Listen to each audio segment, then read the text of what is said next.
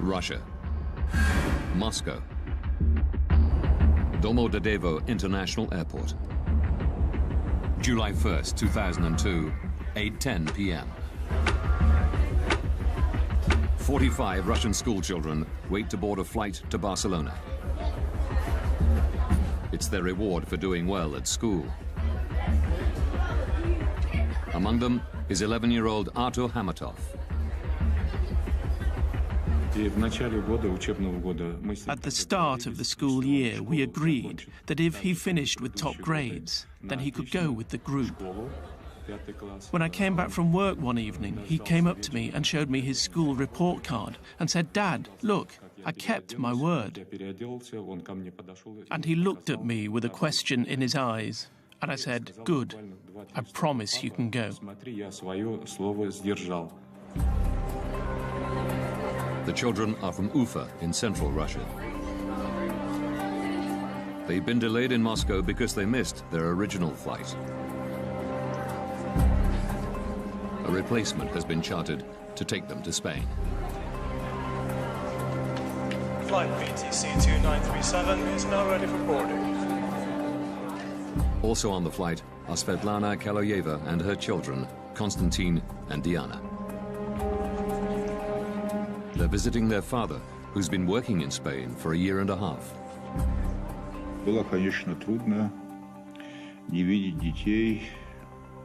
I spoke to them on the phone every day, which made my stay easier. But it was hard not to see my children for such a long time. Svetlana is lucky to get seats on this Bashkirian charter. Delays in getting visas meant other flights were sold out. We were finally going to see each other and we were going to have fun together.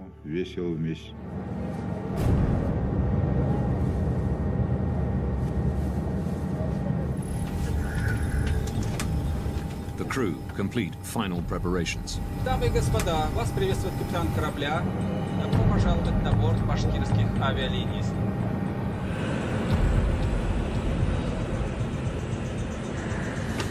8:48 p.m. The Bashkirian Charter Airlines Flight BTC 2937 takes off from Moscow's Domodedovo Airport. Distance to Barcelona, 3,000 kilometers. Estimated flight time, 4 hours, 20 minutes. Switzerland. Zurich Area Control Center. 11 p.m. 35-year-old Danish-born air traffic controller Peter Nielsen is working the night shift. He and one other controller are managing a sector of airspace above eastern Switzerland and part of southwestern Germany. By day, this is one of the busiest crossroads in Europe. But at night, traffic slows down to a trickle, with only a few planes at any given time. Peter Nielsen's colleague goes on a break. Nielsen is solely responsible for all Zurich area airspace. He sets one radar for traffic passing through his sector, and the other for planes coming into land at nearby Friedrichshafen Airport. But after 11 p.m., there are no scheduled landings. Nielsen can concentrate exclusively on passing traffic.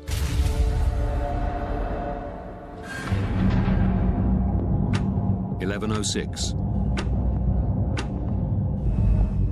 Svetlana Kaloyeva and her children, along with the other passengers on the Bashkirian charter, cruise 36,000 feet above Austria.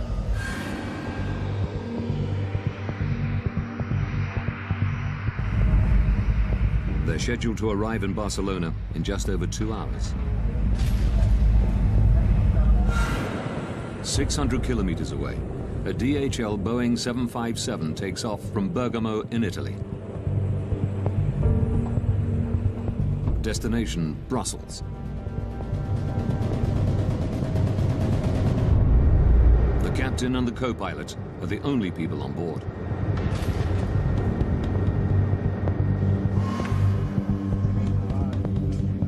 maintenance engineers arrive in Nielsen's control room. So you will be working from the backup, okay? They've come to service the main radar.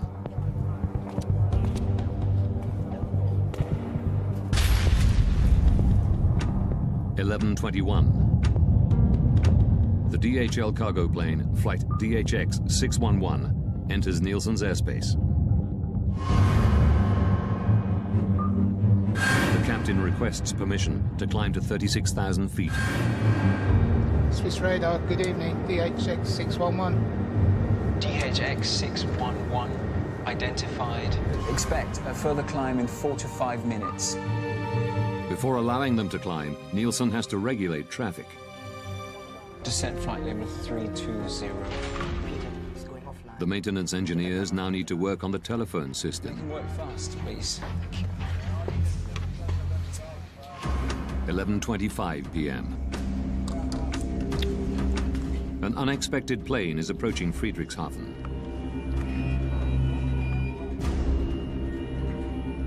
Nielsen has to switch radar stations.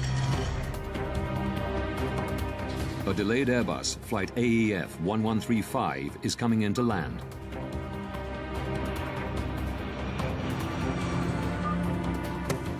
He calls the airport's control tower to let them know.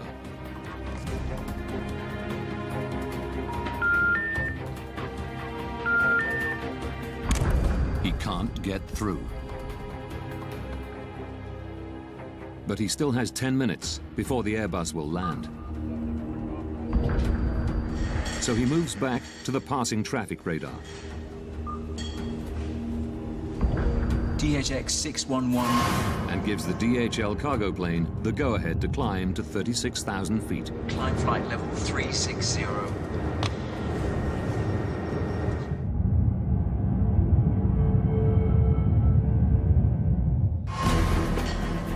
Nielsen then returns to the Airbus and calls Friedrichshafen Airport again.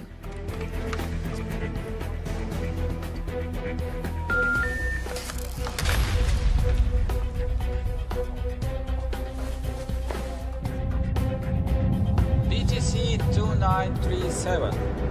The Bashkirian charter calls in as it approaches his sector. Station calling, say again? BTC 2937. Level 360. Level... But just as Nielsen acknowledges them, the Airbus contacts him. AEF 1135 is inbound. Final approach fix for ILS runway 24. I expect so. I'll call you back shortly. Nielsen calls Friedrichshafen a third time.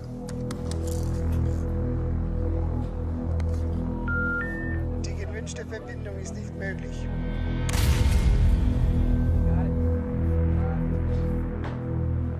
AEF 1135. He radios the Airbus and tells them to contact the airport directly.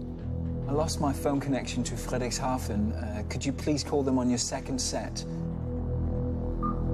Affirm.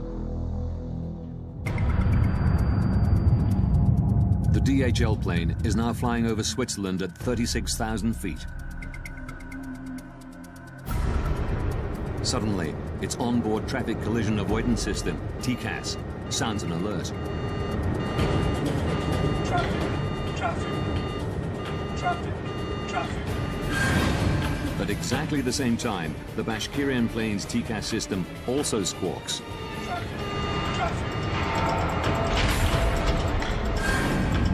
The two planes are now 25 kilometers apart. They're flying at exactly the same altitude to exactly the same spot.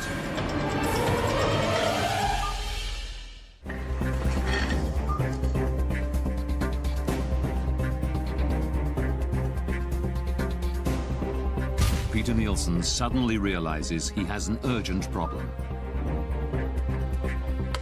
BTC 2937. He immediately tells the Russian pilots to descend. Descent flight level 350.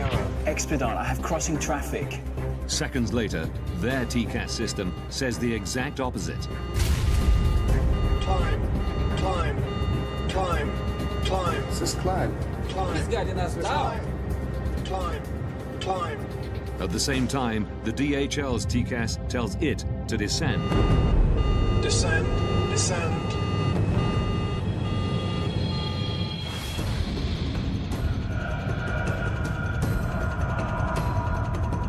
The Bashkirian crew don't know which command to follow.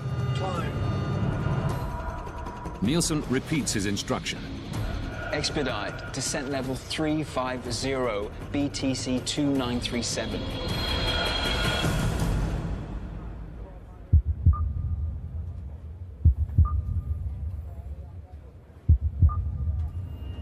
When he sees that they followed his orders, Nielsen tells them that the DHL plane is approaching from their right-hand side. We have traffic at your 2 o'clock position, now at 360.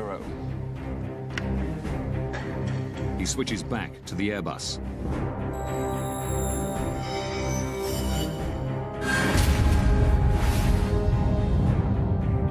In the Bashkirian charter, the crew are looking for the DHL plane.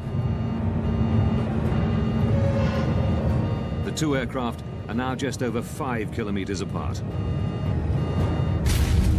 They are both in descent, closing at a rate of 1,300 kilometers per hour, faster than the speed of sound. It's here, descent! Stay on the left. Descend hard, descend!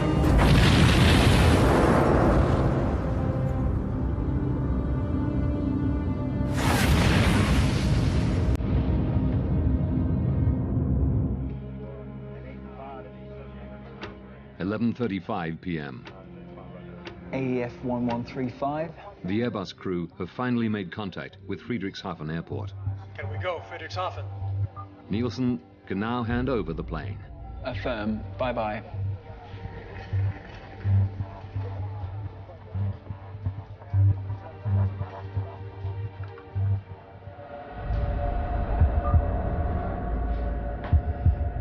BTC 2937. BTC 2937.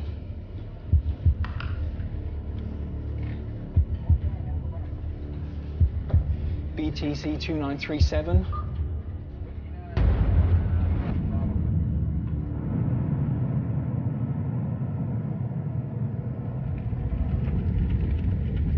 Burning wreckage falls from the sky near Überlingen, Germany.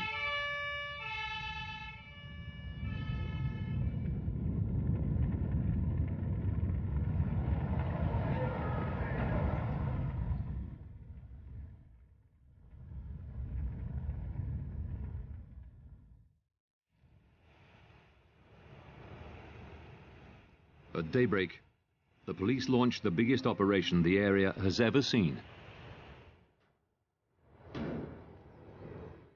Firefighters have put out the blazing debris. Rescuers must begin the grim task of looking for bodies. The aeroplanes crashed down and all people inside are died.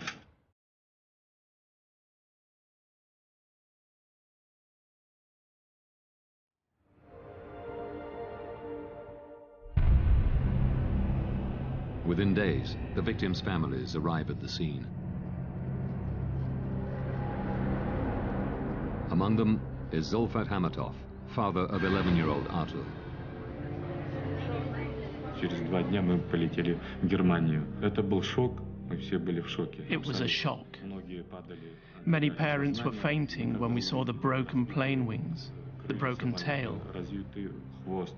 We still hoped that these children would run in, appear from somewhere, and probably every parent believed in some miracle.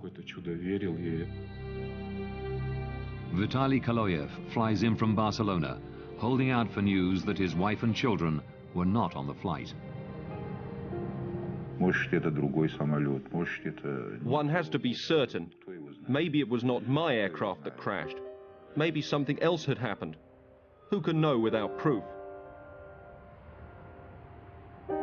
Investigators confirm his worst fears. 71 people on board the two planes are now confirmed dead. It is the worst civilian aircraft accident that Germany has ever seen. In an industry protected by multiple and highly advanced safety systems, how could this happen? Now, by rewinding the events of that day, and by going deep into the investigation, Traffic. we can reveal the calamitous chain of events that brought two planes to exactly the same spot at exactly the same time. Investigators from the BFU, Germany's Federal Bureau of Aircraft Accident Investigation, are called to the scene. Jens Friedemann is put in charge of the crash site. Die Untersuchung eines Flugunfalls. The investigation of an air accident is like a forensic investigation, a crime scene. One wants to establish the facts. An crime scene.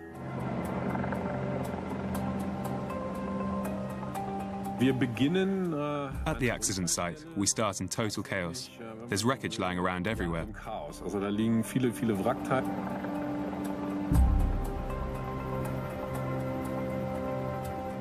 Friedemann can take nothing for granted. Not even that the two planes collided. Two aircraft were in the air. Whether they had collided or just flown past each other too close and lost control, or something like that, we just didn't know. Without the black boxes, Friedemann must try to work out what happened by examining the shattered fragments of wreckage. Key pieces are brought to a specialized storage facility in northern Germany.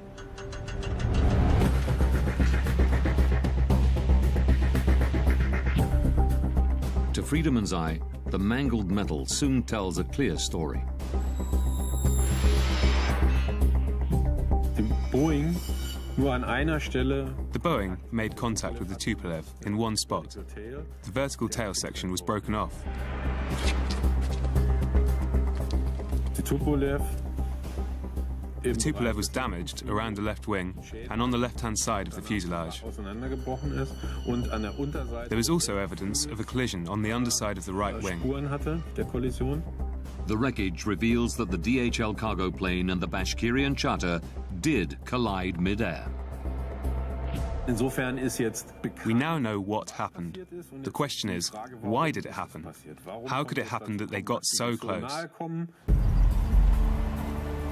At the crash site, amidst the fragmented pieces of the two planes, investigators have finally found what they've been looking for: the black boxes from both planes.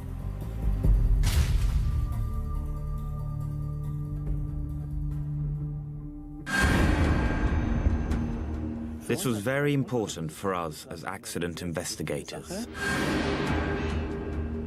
The BFU's Johann Reuss joins the investigation. It is his job to analyze the contents of the recorders. The cockpit voice recorders help us understand what happened in the cockpit, how the pilots reach their decisions. Reuss begins by examining the pilot's Traffic Collision Avoidance System, TCAS. Our first question was to establish whether TCAS had worked the way it was intended to, the way it was designed. TCAS builds a three-dimensional map around an aircraft using its altitude, speed, and heading. All planes fitted with TCAS constantly transmit this information to each other. If planes get too close to one another, TCAS warns the pilots. Traffic. And if necessary, gives them what is called a resolution advisory. Descend.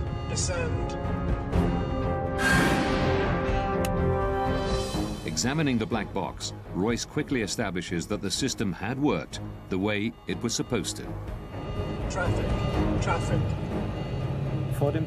Before the collision, both TCAS systems generated and displayed a resolution advisory. The Russian Tupolev was instructed to climb, and the DHL Boeing to descend.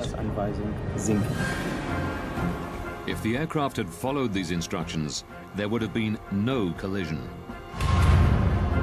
But while the pilots of the DHL plane obeyed TCAS, descend, descend.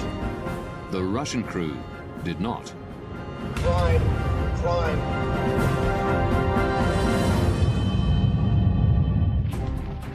Experts from the United States are headed to the scene of the deadly mid-air collision of two aircraft in southern Germany. The Überlingen mid-air collision is now world news. The media are speculating freely and looking for someone to blame. The pilot of the Russian plane is said to have ignored repeated instructions from air traffic controllers. Why did the TCAS device meant to avoid collisions, in this case maybe help cause one? And why didn't the Russian plane descend when first ordered? A language problem? Controller commands are always in English. Black box recordings quickly eliminate one theory. Zurich, good evening. BTC 2937, level 360.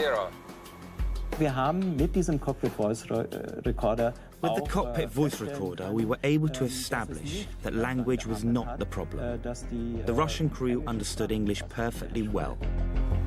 But the recorders reveal a surprising fact. Climb, climb. This is climb. He's guiding us down.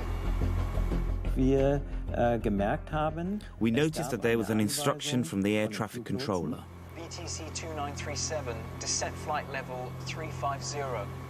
And we found that at the same time, or immediately afterwards, there was also a TCAS advisory. Climb, climb. At almost exactly the same time, the Russian pilots were instructed to do two completely different things. Descent flight level 350, expedite. Now the crew needs to make a very, very fast decision. What do they do next? And we discovered that the crew had extreme difficulty making this decision. But it should have been straightforward. The two planes were flying over Germany, and European regulations clearly state that TCAS has priority over air traffic controllers. For me, there was absolutely no explanation why something like this would happen.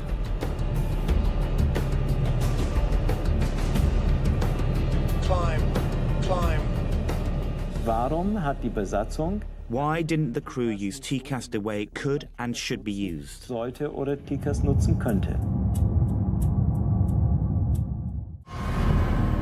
April 2001, TCAS was mandatory in most of the world.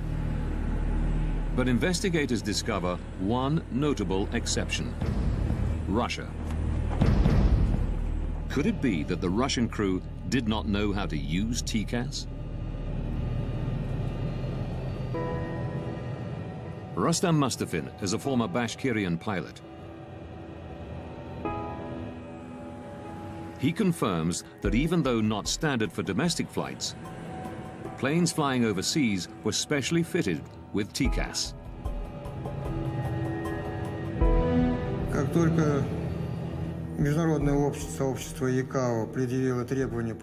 As soon as the TCAS requirement was introduced, the training school of Bashkirian Airlines ensured that our pilots were trained to use the system. Mustafin regularly flew with the pilots of flight BTC 2937. By the time of the disaster, we had acquired extensive experience using it. The crew knew how TCAS worked, but ignored its instructions. The Tupolev's flight manual, the pilot's operational Bible, reveals why.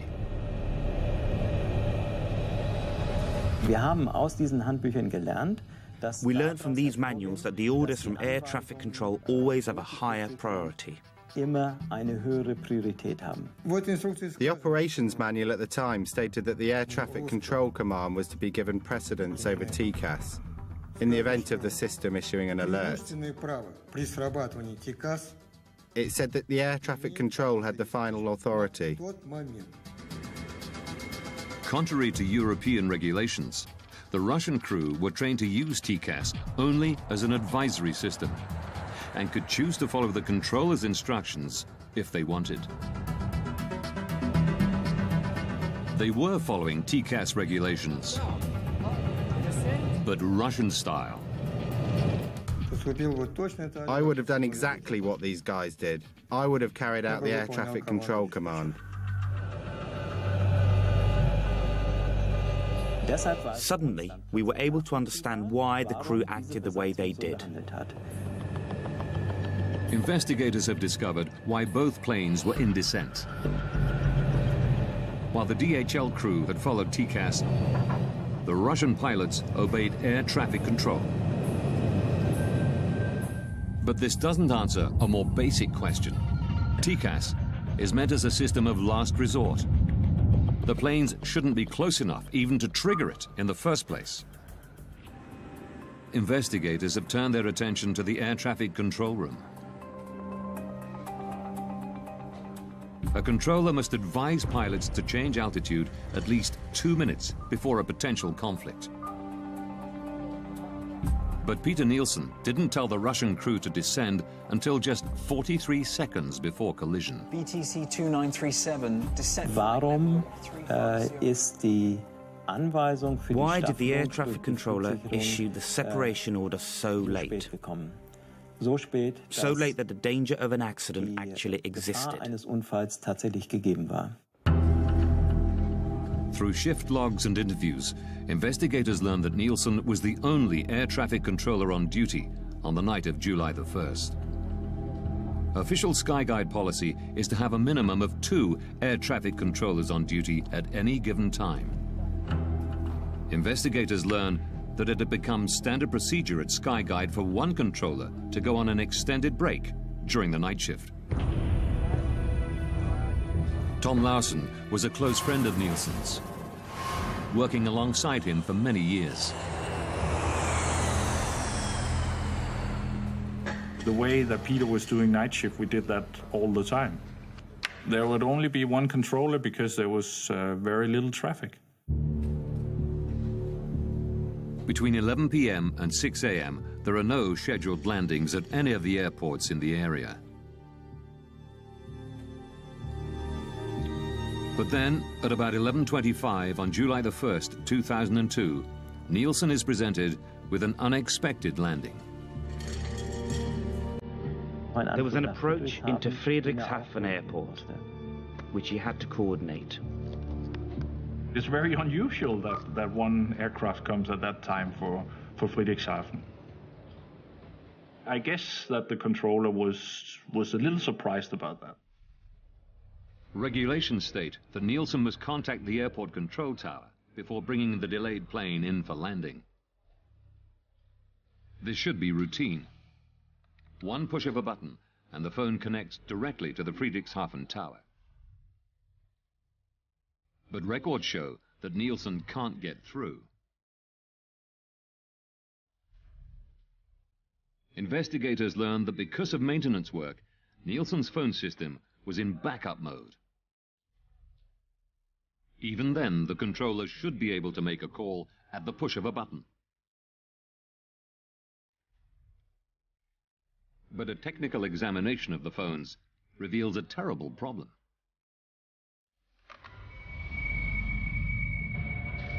Dieses Backup, was als zusätzliche Verbindung noch... The backup, which should have been there as an additional link, was not working that evening. Phone communication was not possible due to a technical problem.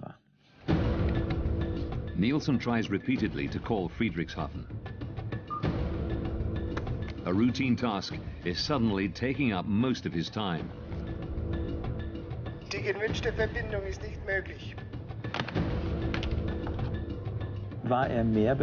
He was busier than would normally have been the case because he had no way of making phone calls. He had to look for alternate solutions. He had to look for other ways to communicate. I lost my phone connection to Friedrichshafen. Could you please call them on your second set? Preoccupied with handing over the delayed Airbus, Nielsen ignores the passing traffic. It was like 5 minutes that he was focused on that problem. So that took his vigilance away from what was going on the screen, on the radar screen. But his radar has an emergency function that should alert him of the impending danger. Short-term conflict alert, or STCA. Short-term conflict alert is another system like, it's similar to TCAS, just a ground-based system that helps us on the radar if we miss a conflict. If we don't see it in time, it will give us an alarm. 2 minutes prior to a potential collision, an STCA alert should flash on both of Peter Nielsen's radar screens, along with an audio warning. This is exactly what happens 180 kilometers away in Karlsruhe, Germany. Die Flugsicherung in Karlsruhe. Air traffic control in Karlsruhe had detected on their radar screen that 2 aircraft were getting closer than they should have been. Als es eigentlich sein sollte. Records reveal that the controller in Karlsruhe tries to call Nielsen to warn him. But Zurich's faulty backup phone system means he can't get through. Aviation rules say he isn't allowed to contact planes not in his sector unless the controller in charge has lost consciousness or has left his post. The Karlsruhe ATC decides to stick to protocol and tries calling Nielsen 11 times in total, but he never gets through. BTC 2937. Records show that Nielsen's visual STCA did not go off. Royce learns that Zurich's radar was also under maintenance, meaning it too was in backup mode.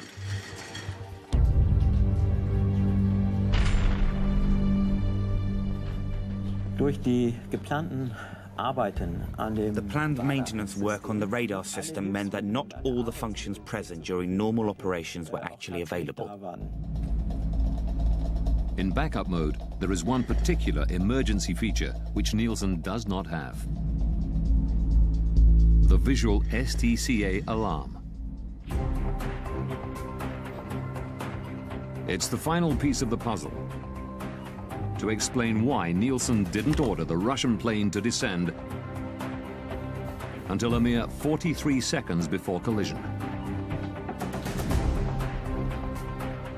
Die Untersuchung hat für uns gezeigt, dass the investigation showed us that a series of unlucky events all came together for air traffic control. zusammengekommen sind. Had Nielsen heard the STCA alarm before the plane's onboard TCAS systems kicked into action, there would have been no conflict and the accident would have been avoided.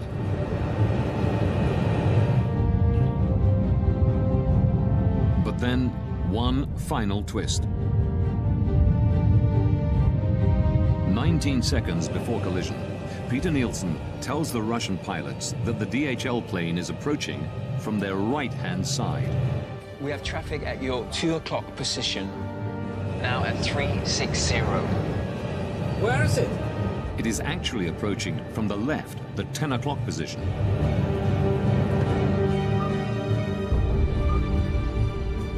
The only explanation investigators can find for this mistake is stress.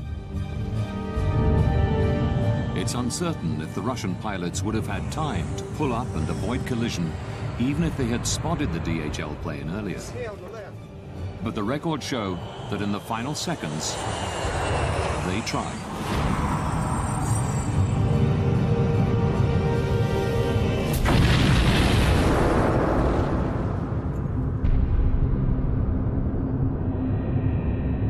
Upon impact, the Bashkirian charter breaks into 4 pieces. Without its tail fin, the DHL cargo plane spins uncontrollably to the ground.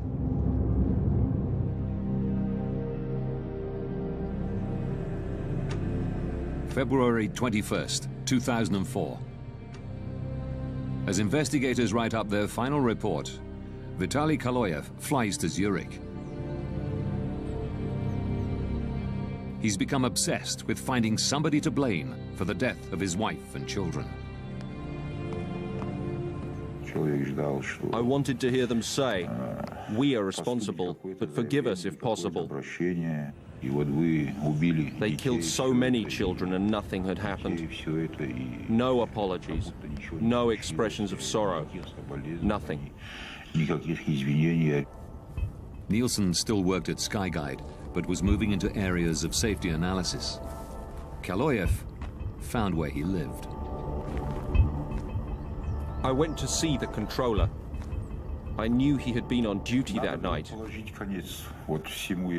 All this had to be brought to an end. Everything had to be closed.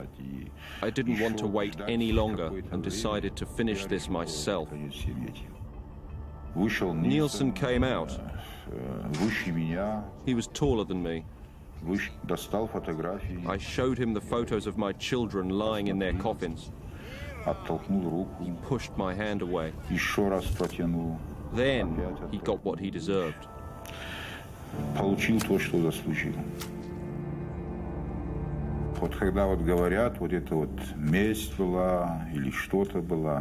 You know, some say it was revenge, but revenge is something insignificant. One is avenging when one has been deeply insulted, but this was not revenge. This was punishment. Это не месть была, это, скорее всего, кара была.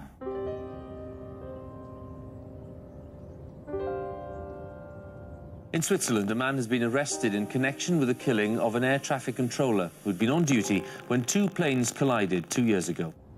Hunted down and stabbed to death in front of his family. Murdered for a fatal mistake. Peter Nielsen was 36 years old.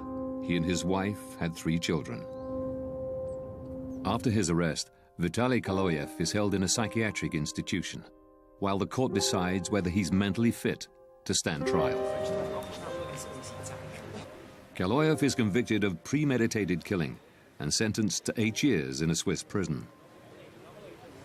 In November 2007, he's released after an appeal determines that he had acted with diminished responsibility because of the deaths of his wife and 2 children.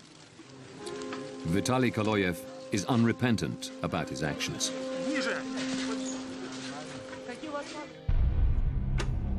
In May 2004, after almost 2 years of painstaking work, the German investigative team publish their final report. It's now possible to rewind the events of that fatal day, following the evidence uncovered during the investigation.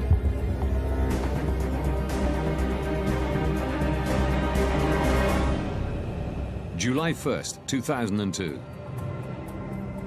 8:48 p.m. 2 hours, 47 minutes from disaster. A Bashkirian Airlines charter takes off from Moscow's Domodedovo airport. 20 minutes from disaster. At the Zurich Area Control Center, 2 air traffic controllers are on duty. One goes on a break. Peter Nielsen is now working alone. 12 minutes, 33 seconds from disaster. A DHL cargo plane enters Nielsen's airspace and requests permission to climb to 36,000 feet. 9 minutes, 49 seconds from disaster. A delayed Airbus is coming in to land at Friedrichshafen Airport. Nielsen tries to call the airport to hand over the flight. But his phone system is in backup mode due to maintenance, and the backup system has a fault. 5 minutes, 21 seconds from disaster. The Bashkirian charter radios Nielsen. It's flying at 36,000 feet and is about to enter his airspace. Good evening, BTC 2937. 2 minutes from disaster. The Bashkirian and DHL planes are now at the same altitude, less than 44 kilometers apart, closing in on each other faster than the speed of sound. The Short-Term Conflict Alert, or STCA, should now warn Nielsen of the impending collision. But his radar is also in backup mode, so the STCA is not fully functioning. 43 seconds from disaster. Nielsen finally notices that the 2 planes are on a collision course. He immediately tells the Russian pilots to descend. Descent flight level 350. Seconds later, TCAS goes off in both planes. It tells the DHL pilots to descend. Descend, descend. And the Russian crew to climb. Climb. He's guiding us down. Nielsen is unaware that both planes have been issued advisories. He repeats his instructions to the Russian pilots. Descent flight level 3. Russian guidelines allow pilots to make their own decisions in such conflict situations. Here, they follow Nielsen's command. Both planes are now in descent. 19 seconds from disaster. Nielsen believes the conflict is resolved. But before signing off, he tells the Russian crew that the DHL plane is approaching from the right. In fact, it's approaching from the left. 3 seconds from disaster. The Russian crew have spotted the DHL plane. They pull up, but it's too late. Descend hard, descend!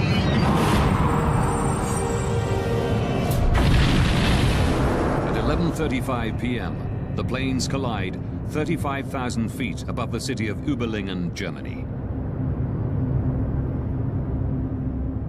All 71 people on board the two planes die.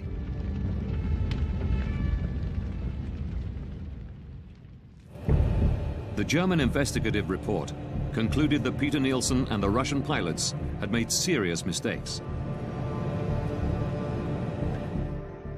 But the primary cause of the accident was negligence on the part of Skyguide. In May 2004, immediately after the BFU report is published, at a press conference in Zurich, the CEO of Skyguide, Alain Rossier, issues a formal apology. Es sind auch bei uns Fehler gemacht worden und wir We too have made mistakes, and we most deeply regret this. We take responsibility, as outlined in the German investigation report. And we ask the families of the victims for forgiveness.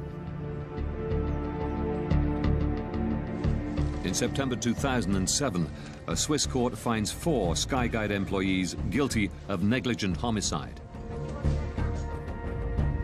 3 managers who tolerated the single controller policy are given 1-year suspended jail sentences. The project leader overseeing the maintenance work on the night of the collision is fined 13,500 Swiss francs, roughly $11,000. Following recommendations from the German investigative team, Skyguide implements a variety of procedural changes. They now ensure there are always 2 controllers on duty, even during the quiet night shift. Nobody will ever find themselves in Peter Nielsen's position again. Investigators also recommend that international and regional TCAS regulations be standardized, along with aircraft operations manuals. TCAS must have ultimate priority over air traffic control. One cannot say with 100% certainty that this kind of event will never happen again. But we are very confident that we were able to make a significant contribution to preventing the repetition of an event like this.